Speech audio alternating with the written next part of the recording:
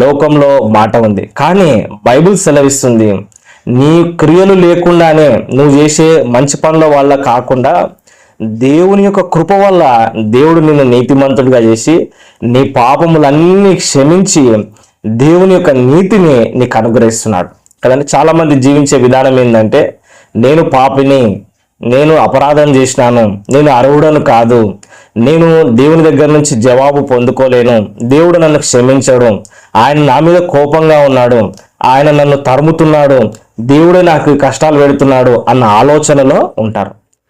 దేవుడు నిన్ను నీతిమంతునిగా ఉచితముగా చేస్తా ఉన్నాడు. Free gift of God. ఇది ఉచితమైన వరం. ఏంటంటే నీవు దేవుని బిడ్డవై ఉన్నావు. హల్లెలూయా. దేవుని రాజ్య సంబంధమై ఉన్నావు. ఎప్పుడైతే నువ్వు యేసుక్రీస్తునందు విశ్వాసం ఉంచుతున్నావో నువ్వు దేవుని రాజ్య సంబంధిగా ఉన్నావు. దేవుని యొక్క కృప నిన్ను ఆవరించి ఉంది. క్రియలు